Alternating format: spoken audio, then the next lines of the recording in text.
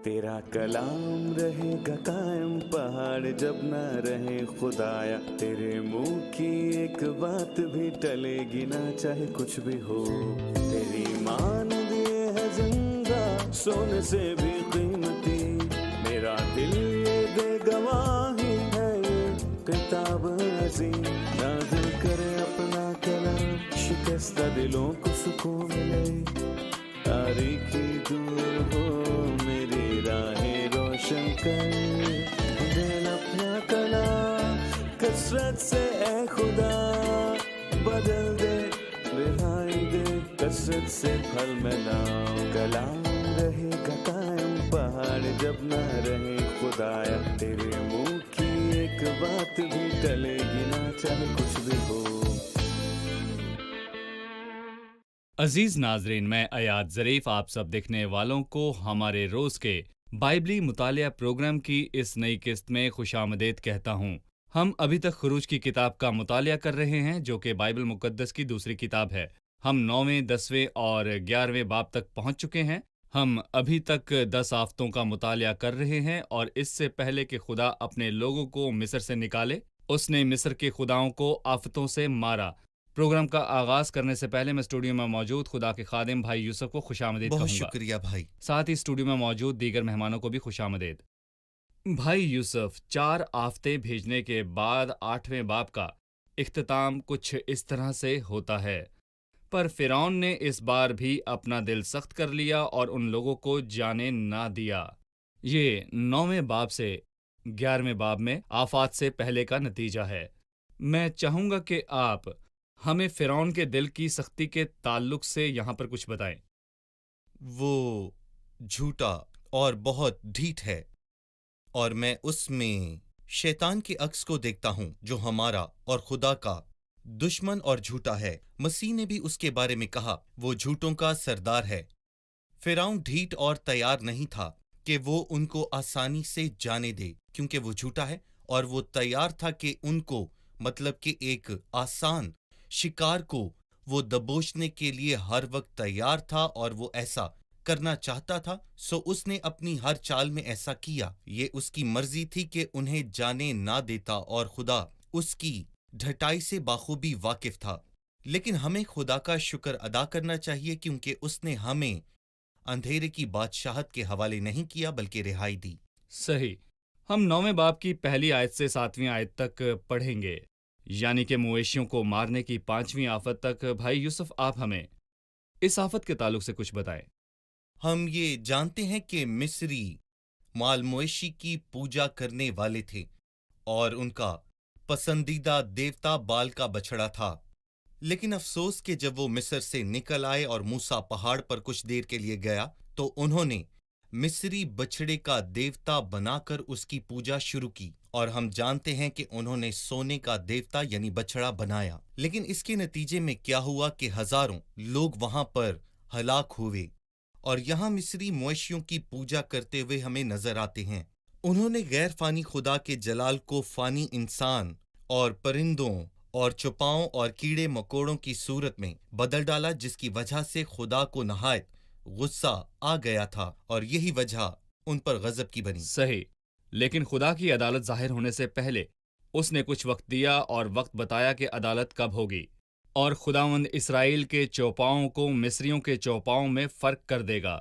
यानी इसराइलियों का कोई भी मवेशी नहीं मरेगा। और खुदावंद ने वक्त मुकर्रर किया और कहा कि कल खुदावंद मुल्क में ऐसा करेगा, और अगले दिन खुदावंद ने ऐसा किया। मैं खुदा के अज़्म पर बात करना चाहूँगा। अदालत अगले दिन होगी, ना कि उसी दिन। और खुदा ने अपने कहने के मुताबिक किया। खुदा ने वही किया जो इससे पहले कहा। आपको इस मंजर में क्या नजर आता है? खुदा अपने गजब को जाहिर करने के लिए कभी भी खुश नहीं होता, क्योंकि वो चाहता है कि सबकी तौबा तक नौबत पहुंचे और हम गुनाह को तर्क करें, खुद को बदलें। खुदावन तैयार है, लेकिन उसकी अदालत को रोकने का वाज़े नमूना हमें नैनवा की किताब में नजर आता है। और यूना की किताब में जब खुदावन ने कहा कि नैनवा 40 दिन में बर्बाद हो जाएगा, और नैनवा के लोगों ने तौबा की और उसके लोगों ने खुदा पर यकीन किया, और खुदा ने अपना गजब नाजिल ना किया। और मेरा ख्याल है कि अगर मिस्र के लोग और ख़ास तौर पर फ़िरौन اس وقت کا فائدہ اٹھاتا تو ایسا نہ کرتا، اور خدا بھی ان پر رحم کرتا، اور یہی سچ ہے۔ اس وقت اور فضل کے درمیان کتنا وقفہ ہے بھائی یوسف، اور خدا مستقبل میں کیا کرنا چاہتا ہے؟ اب تک 2000 سال ہو چکے ہیں، جسے ہم خداوند کا سال مقبول بھی کہہ سکتے ہیں کہ خداوند کے سال مقبول کی منادی کیا کرو، لیکن اب تک یہ سال مکمل نہیں ہوا، اور یہ سال کب تک چلتا رہے گا؟ یقیناً ہم آخری دنوں میں ہیں، اور خداوند کا یہ سال کب تک چلتا رہے گا؟ اس لیے جو کوئی ہمیں سن رہا ہے وہ اس بہترین وقت سے فائدہ اٹھائے، خداوند کے آگے جھکے اور توبہ کرے، ایسا نہ ہو کہ دیر ہو جائے، کیونکہ وقت نزدیک ہے۔ صحیح، مصریوں کے تمام مویشی مر گئے، لیکن اسرائیلیوں کا کوئی مویشی بھی ہلاک نہ ہوا، اور اس نے اپنے لوگوں کے ایک ایک جانور کو محفوظ رکھا۔ آپ اس کو کیسے دیکھتے ہیں؟ یہاں خداوند اپنے لوگوں کی حفاظت کر رہا ہے، نہ صرف اپنے لوگوں کی بلکہ ان کے مویشیوں کی بھی، اور جان رکھو کہ خداوند نے دینداروں کو اپنے لیے الگ کر رکھا ہے۔ ہمیں یاد ہے جب خداوند نے پطرس کو صحیح۔ قید سے چھڑایا، اور اس کے جوتوں کی بھی خداوند نے حفاظت رکھی تھی، کیونکہ خدا چاہتا تھا کہ پطرس اپنے جوتے پہنے، اس لیے اس نے اس سے کہا کہ اپنے جوتے پہن، مطلب کہ تو ہر وقت تیار رہے۔ اور 7ویں آیت میں ہم دیکھتے ہیں چونکہ فرعون نے اپنے آدمیوں کو بھیجا اور انہیں معلوم ہوا کہ اسرائیلیوں کے چوپاؤں میں سے ایک بھی مرا نہیں ہے، یعنی وہ دیکھنا چاہتا تھا کہ خدا اسرائیل کے مویشیوں کے ساتھ کیا کرتا ہے۔ وہ جانتا تھا کہ اس طرح خداوند کو جلال ملے گا اور اس کا اختیار بھی ظاہر ہوگا، اور اس لیے اس نے مصر اور اسرائیل کے چوپاؤں میں بھی واضح فرق رکھا تھا۔ اسے قبول کرتے ہیں، لیکن افسوس یہ سننے کے بعد اس نے اپنا دل نرم نہ کیا، لیکن نتیجہ یہ ہوا کہ فرعون کا دل متاثر صحیح۔ تھا اور اس نے لوگوں جی کو جانے نہ دیا۔ جی، اس نے آغاز میں ہی کہہ دیا تھا کہ خداوند کون ہے، میں اسے نہیں جانتا اور میں اس کی کیوں مانوں؟ لیکن یہ آفات خدا کو اس پر ظاہر کریں گی اور اسے مجبور کریں گی کہ وہ اس کے آگے جھکے اور اس کا اقرار کرے اور مانے کہ وہی خداوند ہے، اور اسے یہ بات ماننی پڑی۔ صحیح، ہم 6 آفت تک پہنچ چکے ہیں، پھوڑوں کی آفت میں، جس کا آغاز 8ویں آیت سے 12ویں آیت تک ہوتا ہے۔ یہ آفت کس کے لیے تھی؟ اس آفت میں آپ شاید دیکھ سکیں گے کہ بھٹی کی راکھ اپنی مٹھیوں میں لیے ہوئے اسرائیل کے لوگ اور اس کی اولاد مصر کی بھٹیوں میں سخت محنت کیا کرتی تھی، اور اب مصریوں کی باری تھی کہ جو کچھ انہوں نے بویا وہ انہیں کاٹیں، اور پھر اسی لیے وہ اپنی مٹھیوں میں راکھ لیے ہوئے تھے تاکہ یہ پھوڑوں میں بدل جائیں، اور ایسا ہی ہوا۔ اور ہم نے کہا تھا کہ ہر گروپ کی تیسری آفت جادوگروں اور فلاں گیروں کے خلاف تھیں۔ تیسری آفت جو کہ جوؤں کی آفت تھی، جادوگر اس کی نقل نہ کر سکے۔ یہاں پھوڑوں کی آفت بھی تھی جو ان جادوگروں پر آئی، اور وہ اپنے جھوٹے دیوتاؤں کے آگے کھڑے نہ رہ سکے۔ اور پھر وہ جو اندھیرے کی آفت تھی، جس میں 3 دن تک کوئی بھی شخص ایک جگہ سے ہل نہ سکا اور اپنی جگہ پر بندھ کر رہ گیا تھا۔ یقیناً جادوگر بھی اس آفت کا شکار ہوئے، اور ان میں سے کچھ پجاریوں کے طور پر کام کر رہے تھے، یعنی اپنے خداؤں کے لیے۔ ان کی کہانت کا کام یعنی رک اپنے گیا، خداؤں کی اپنے کہانت کا خداؤں کام کے رک لیے۔ گیا اور وہ اپنے خداؤں کے پاس نہ جا سکے۔ جب ہم 13ویں آیت پڑھتے ہیں تو اگلی آفت شروع ہوتی ہے، جو کہ اولوں کی آفت ہے۔ میں اس میں تفصیلات جاننا چاہوں گا کہ یہ کن کے خلاف تھی۔ در حقیقت اولوں کی آفت، اگر ہم ایوب کے 38ویں باب کو پڑھیں تو لکھا ہے کہ کیا تو برف کے مخزنوں میں داخل ہوا ہے؟ اور پھر کہتا ہے کیا تو نے اولوں کے مخزنوں کو دیکھا ہے جن میں نے تکلیف کے وقت کے لیے اور لڑائی اور جنگ کے دن کی راہ کو چھوڑا ہے۔ اس حوالے میں اولوں کے تعلق سے 14 مرتبہ ذکر کیا گیا ہے، یعنی یہ آفت بہت سخت تھی اور اس کی تفصیلات باقی آفات کی نسبت زیادہ تھیں۔ اس کا آغاز 13ویں آیت سے ہوتا ہے اور 35ویں آیت یعنی باب کے آخر تک جاری رہتا ہے۔ یہ یاد دلاتا ہے کہ کلیسیا کے آسمان پر اٹھائے جانے کے بعد کیا ہوگا، جس کا ذکر مکاشفہ کے 16ویں باب میں ہے، صحیح۔ جس میں کلیسیا کے اٹھائے جانے کے بعد اولوں کی آفت ہے۔ مکاشفہ میں لکھا ہے، یہاں آسمان سے آدمیوں پر من بھر کے اولے برسیں گے، مطلب کہ من بھر کے اولے، مطلب یہ کہ تقریباً 30 کلو کا وزن ہوگا۔ تصور کریں اگر 30 کلو کا پتھر آسمان سے آدمی پر گرے تو اسے پیس ڈالے گا، مطلب کہ انسان کا کچھ بھی نہ بچے گا، وہ اسے پیس ڈالے گا۔ آپ ایسی مشکل میں خود کو क्यों डालना चाहेंगे और कौन है जो खुदा के खिलाफ होकर कामयाब हो सका है। जो कोई खुदा को चैलेंज करता है वो अपना नुकसान करता है, और जो कोई नाफरमानी करता है वो खुद को जख्मी करता है। तो फिर हम क्यों ऐसा करें जिससे नुकसान हो। सही। मैं यहाँ पर कुछ अल्फाज पर बात करना चाहूंगा। 14वीं आयत में लिखा है, अब की बार अपनी सब बलाएं तेरे नौकरों और तेरी रैयत पर नाजिल करूंगा, ताकि अपनी सब तू बलाएं। जान ले कि तमाम दुनिया में मेरी मानिंद कोई नहीं है, और मैंने तो अभी हाथ बढ़ाकर तुझे और तेरी रैयत को वबा से मारा होता और तू जमीन पर से हलाक हो जाता। पर मैंने तुझे फिल हकीकत इसलिए कायम रखा है कि अपनी कुव्वत तुझे दिखाऊं, ताकि मेरा नाम सारी दुनिया में मशहूर हो जाए। क्या तू अब भी मेरे लोगों के मुकाबले में तकब्बुर करता है कि उनको जाने ना देता? बहुत पुरजोर अल्फाज हैं जो खुदा की अजमत को जाहिर करते हैं। अगर खुदा फिरौन को तबाह करना चाहता तो वो पूरे मिस्र को मार डालता, लेकिन खुदा फिरौन को अपनी कुदरत दिखाना चाहता था। मैं फिरौन के रूप में एक शैतान को देखता हूँ, और हमसे ये सवाल पूछा जाता है कि क्या खुदावंद नहीं जानता था? वो जानता था, लेकिन उसने शैतान को उसे मार इजाजत भी क्यों सकता दी, था। और उसने शैतान को अभी तक आजाद क्यों रख छोड़ा है? मुझे इसमें उसकी एक हिकमत नजर आती है। और मैंने तो अभी हाथ बढ़ाकर तुझे और तेरी रायत को वबा से मारा होता, तू जमीन पर से हलाक हो जाता। पर मैंने तुझे फिल हकीकत इसलिए कायम रखा है कि तुझे अपनी कुव्वत और कुदरत दिखाऊं, ताकि मेरा नाम पूरी दुनिया में मशहूर हो जाए। और फिरौन ने कहा कि मैं खुदावंद को नहीं जानता, इसलिए खुदा उसके वसीले से पूरी दुनिया पर ये जाहिर करेगा कि मैं खुदाए कादिर हूँ। अगर बागे अदन में गुनाह ना सही। होता। हम जानते हैं कि खुदावंद किस कदर भला है, जिसने बागे अदन में सब दरख्त लगाए जिन्हें हम खा सकते हैं और हम खुश रह सकते हैं। और हम ये भी जान पाते हैं कि उसका प्यार किस कदर अजीम है, जिसने अपना इकलौता बेटा हमें बख्श दिया, और हम उसकी मोहब्बत, रासबाजी, पाकीज़गी और हिकमत को जान पाते हैं। उसने फिरौन को कायम रखा ताकि उसे अपनी कुदरत और कुव्वत दिखा सके। सही। हम एक छोटी सी ब्रेक के बाद दोबारा हाजिर होंगे।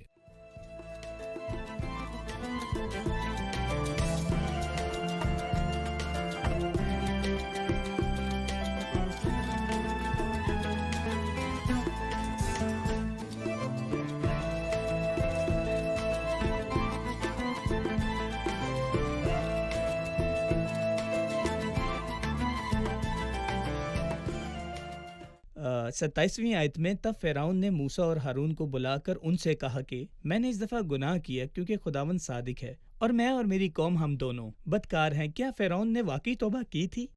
लगता है फिरौन ने तौबा का फैसला कर लिया था। फिरौन की तौबा के ताल्लुक से हमें बताएं। फिरौन की तौबा उसके नाम ही से वाज़े नजर आती है। नहीं जानता था कि तौबा कैसे करनी चाहिए। वो कहता है कि मैंने इस बार गुनाह किया, लेकिन उसके माजी के गुनाहों के बारे में आपका क्या ख्याल है?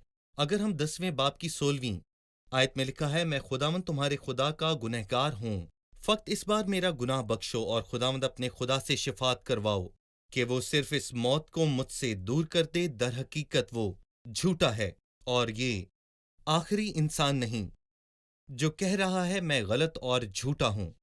लेकिन हम फिरौन के ताल्लुक से पढ़ते हैं, मैं गलत हूँ। एक बार बालम और साउल ने भी कहा मैं गलत हूँ। साउल बिन्यामीन के कैस का बेटा, जिसने कहा कि मैंने गलती की थी। और उसके बाद 5वें नंबर पर जेरान बिन समी ने कहा मैंने गलती की थी। और फहरिस्त का आखिरी नाम गद्दार यहूदा का है। गद्दार यहूदा ने कहा कि मैंने गलती की थी और इन सब को तौबा करने में बहुत देर हो गई, जिसका कोई फायदा ना था। यहूदा ने कहा कि मैंने गलती की और उसने खुदकुशी कर ली। और साउल ने भी खुदकुशी की थी अपनी ही तलवार पर गिरकर। और बालम ने भी यही कहा और वो इस्राएल के बेटों की तलवार से हलाक हुआ। और इसके अलावा जरा के बेटे समी ने भी कहा कि वो गलती पर था और वो भी मारा गया। और देर से की गई तौबा का कोई भी फायदा नहीं। तौबा का एक वक्त है। मैंने उसको तौबा करने की मोहलत दी, मगर उसने अपनी हरामकारी से तौबा करना ना चाही। देख मैं उसको बिस्तर पर अब डालूंगा, क्योंकि तौबा का एक वक्त होता है। वो बेटा जो दूर के मुल्क से आया बहुत था, खूब। उसने बाप से कहा कि मैंने मैंने गुनाह तेरा किया और है। खुदा का गुनाह किया बिल्कुल। है। ये तौबा थी। दाऊद ने कहा कि मैंने तेरे खिलाफ गुनाह किया है, लेकिन ये हकीकी तौबा थी। वो ऐसे लोग थे जो जानते थे कि तौबा कैसे करनी है। काश हम लोग भी इस हकीकत को जान जाएं। सही। अब मैं 10वें बाब को पढ़ना चाहूँगा। 10वें बाब का आगाज़ 8वीं आफत से होता है, टिड्डियों की आफत। आप हमें इसके ताल्लुक से बताइए। दर हकीकत टिड्डियों की आफत चाहे हकीकी या लुग़वी मानों में हो या फिर अलामती तौर पर, लेकिन ये आफत बहुत खतरनाक आफत थी। और हम ये भी जानते हैं कि यूएल नबी ने टिड्डियों के ताल्लुक से नबूवत की, और हम ये भी जानते हैं कि उसकी नबूवत का दोहरा मानी है। पहला मतलब हकीकी टिड्डियां हैं जो कुछ भी बचा नहीं छोड़ती, और दूसरा मतलब है कि असूरी कौम। टिड्डियां जो शाशुमाल की अलामत हैं जब कलीसिया उठा ली जाएगी। यूएल के दूसरे बाब में इन टिड्डियों के ताल्लुक से इनकी आफत का वाज़े तौर पर जिक्र किया गया, और बाब के आखिर में लिखा है जो मेरी भेजी हुई है उसे निगल लिया गया। मिसाल के तीसरे बाब में लिखा है वो टिड्डियां जिनका कोई भी बादशाह नहीं, तो भी वो पर बांध कर निकलती हैं। उनका कोई भी बादशाह नहीं, लेकिन खुदा एक के उनका इख्तियार के नीचे। बादशाह है जो हमारा जिंदा खुदा है, जिसके पास पूरी कायनात का कुल इख्तियार है। जब खुदा टिड्डियों को भेजता है तो ये तबाह करने वाली आफत है। अगर आप गौर करें तो यूसुफ ने मुल्के मिस्र को और वहां के लोगों को कहत से बचाया था, लेकिन फिरौन ने अपने मुल्क को तबाह किया था। उसका नौकर 7वीं आयत में कहता है कि ये शख्स कब तक हमारे लिए फंदा बना रहेगा। इन लोगों को जाने दे ताकि वो अपने खुदावंद खुदा की इबादत कर सकें। क्या तू नहीं जानता कि मिस्र बर्बाद हो गया? ये बर्बादी फिरौन की वजह से आई थी, और फिरौन को अपने मुल्क मिस्र की परवाह होनी चाहिए थी। लेकिन जैसा कि मैंने आपसे कहा कि उसमें शैतान का एक अक्स वाज़े तौर पर नजर आता है जिसने पूरी दुनिया को तबाह किया। मेरा मतलब है, अगर हम पैदाइश के पहले बाब की दूसरी आयत पढ़ें तो वहां लिखा है जमीन सुनसान थी।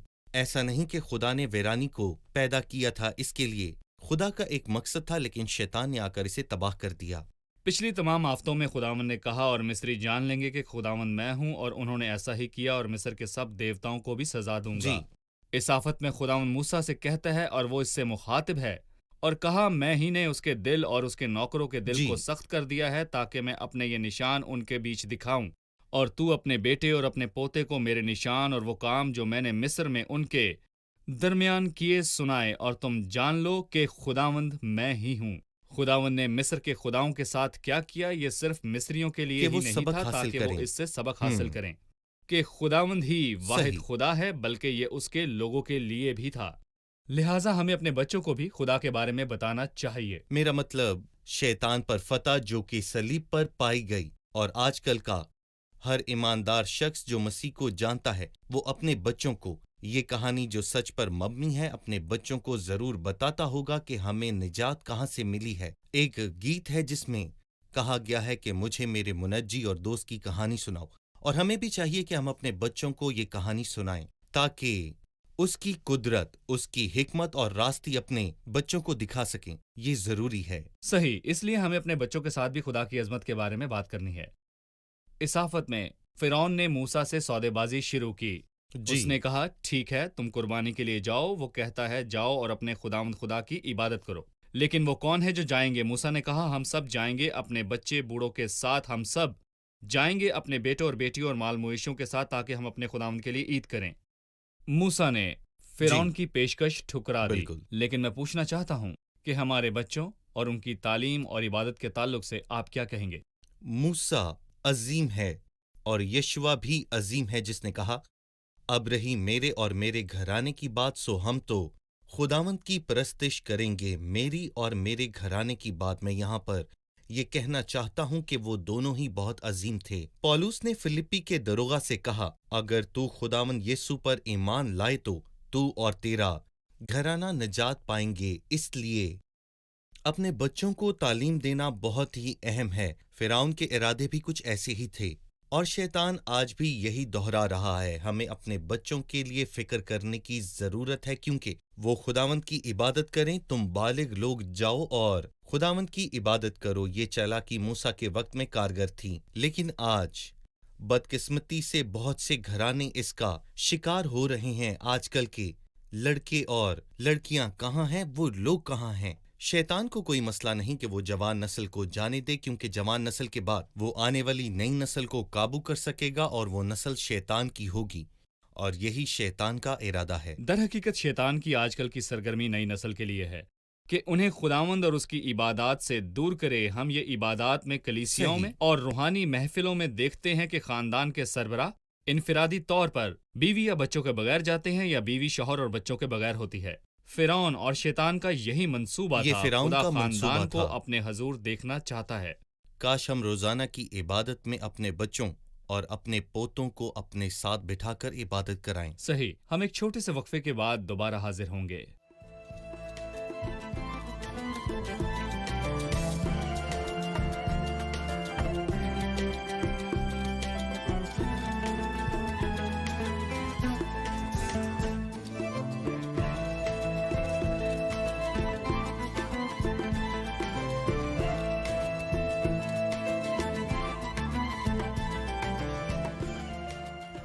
کیا ہم اندھیرے کی آفت کا درست مطلب جان سکتے ہیں؟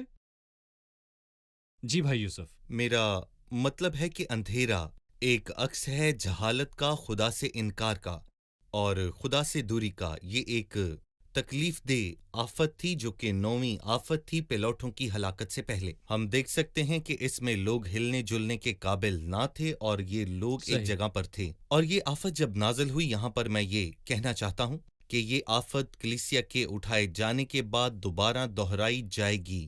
مکاشفہ کی کتاب کے 16ویں باب میں لکھا ہے کہ پانچوں نے اپنا پیالہ حیوان کے تخت کے آگے انڈیل دیا اور بادشاہت میں اندھیرا چھا گیا۔ لیکن انسان کبھی بھی نہیں سیکھتا۔ فرعون کے دنوں میں بھی بادشاہت میں اندھیرا چھا گیا اور مستقبل میں حیوان کی بادشاہت کے دور میں بھی اندھیرا چھائے گا، لیکن یہاں پر ایک شاندار استثنا حاصل ہے۔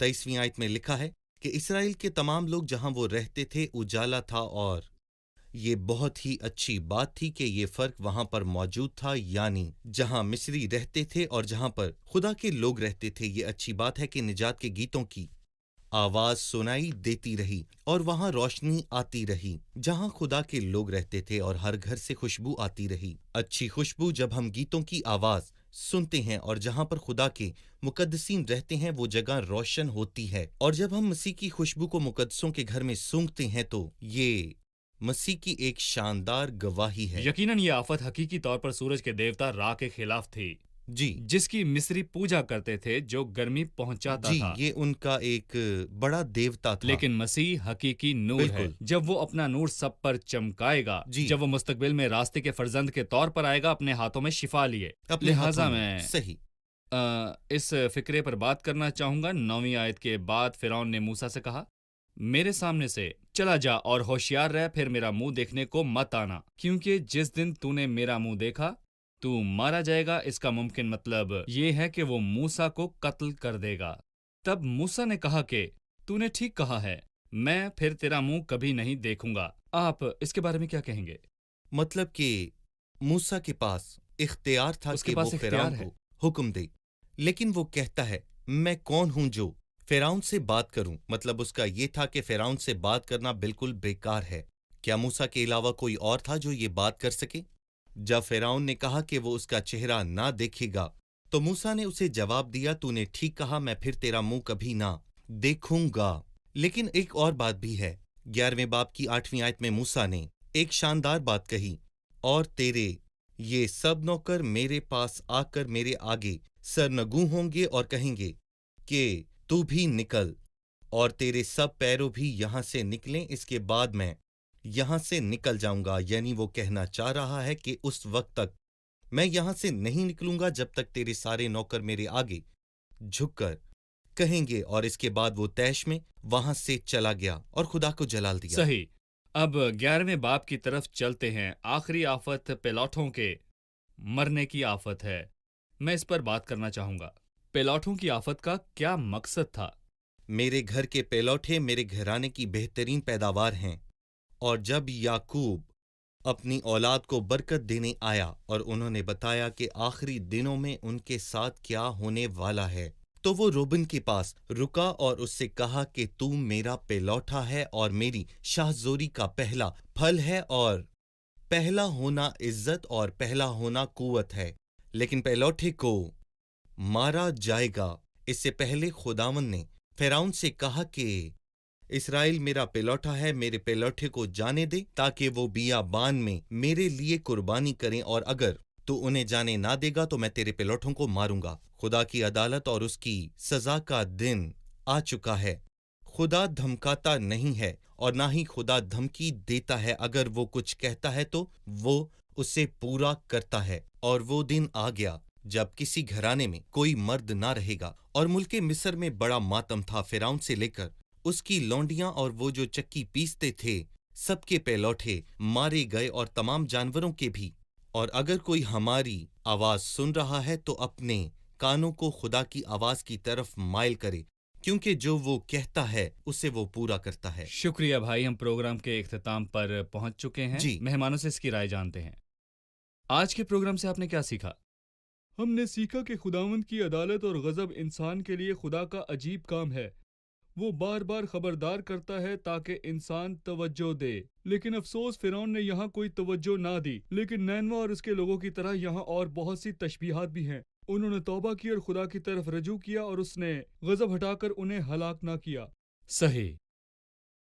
ہم نے اندھیرے کی آفت میں یہ دیکھا ہے کہ اس کا مطلب خدا سے دور ہونا ہے، لیکن یہ کیسی شاندار حالت ہے کہ خدا ہمارے گھروں میں سکونت کرتا ہے، جیسا کہ ہم دیکھتے ہیں کہ خدا لوگوں کے گھروں میں اجالا کرتا ہے۔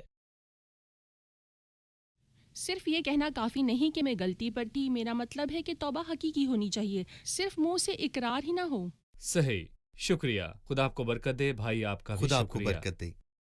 ناظرین، ملک مصر پر خدا کی آفتوں نے مصریوں کے خداؤں کا تمسخر اڑایا جن کی وہ عبادت کرتے تھے، تاکہ مصریوں پر ظاہر کرے کہ صرف خداوند ہی زندہ واحد خدا ہے، وہ خدا جس کی عظمت منفرد ہے۔ لیکن اس زندہ خدا کے لوگ ملک مصر میں ہیں، شاید وہ مصریوں کے نزدیک غریب ہوں جن کا کوئی مددگار یا محافظ نہیں ہے، لیکن آخر کار ان پر ثابت ہو گیا کہ یہ زندہ خدا کے لوگ ہیں۔ حکومتیں اپنے غرور میں اب بھی شیطان کے بہکاوے میں ہیں، اور زمین پر مصیبت زدہ کلیسیا کی کوئی مدد نہیں ہے اور کوئی ان کا دفاع کرنے والا نہیں ہے۔ اس سے پہلے ساؤل نے سوچا کہ خدا کے لوگ اس کے لیے آسان شکار ہیں، لیکن خداوند ساؤل پر ظاہر ہوا اور کہا، اے ساؤل، تو مجھے کیوں ستاتا ہے؟ پینے کی آر پر لات مارنا تیرے لیے مشکل ہے۔ آج بھی دنیا میں دکھ اٹھاتی کلیسیا اور دکھ اٹھاتے لوگ ہیں، لیکن خدا جو تمام آسمانوں سے بلند ہے، جو قادر مطلق ہے، جس کے پاس کل اختیار ہے، اور وہ بہت جلد اپنے لوگوں کو بچانے کے لیے آئے گا، جس طرح اس نے اپنے لوگوں کو قدیم مصریوں سے چھڑایا تھا۔ مسیح آئے گا اور ستائی ہوئی کلیسیا کو اس دنیا سے چھڑائے گا اور ستائی ہوئی کلیسیا کو اس دنیا سے لے جائے گا، اور جب روکنے والا ہٹا لیا جائے گا تو پھر اس بری دنیا کی عدالت شروع ہوگی۔ عزیز ناظرین، میں چاہتا ہوں کہ آپ کی آنکھیں کھل جائیں تاکہ آپ مسیح کو دیکھیں، اسے پہچان سکیں، اور اس سے پہلے کہ فضل کا دروازہ بند ہو جائے، اس کے فضل کو قبول کریں جو آپ کو پیش کیا گیا ہے۔ لہٰذا خود کو تیار کریں، وقت قریب ہے، وہ جلد آنے والا ہے۔ اس کے استقبال کے لیے ہمیں ہر وقت تیار رہنے کی ضرورت ہے۔ وہ گھڑی، وہ لمحہ، وہ پل کس گھڑی آ جائے کوئی خبر نہیں۔ ان الفاظ کے ساتھ اگلے پروگرام میں پھر ملاقات ہوگی۔ خدا آپ کو برکت دے۔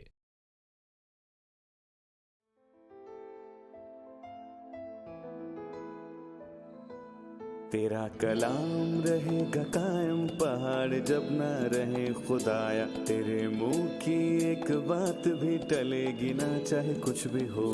تیری مان دیے ہے زندہ، سونے سے بھی قیمتی، میرا دل یہ دے گواہی ہے، یہ کتاب عظیم نازل کرے اپنا کلام، شکستہ دلوں کو سکون ملے، تاریکی دور ہو میری راہیں روشن کر، دل اپنا کلام کثرت سے اے خدا بدل دے، رہائی دے کثرت سے پھل ملاؤ۔ کلام رہے گا قائم، پہاڑ جب نہ رہے خدایا، تیرے منہ کی ایک بات بھی ٹلے گی نہ، چاہے کچھ بھی ہو۔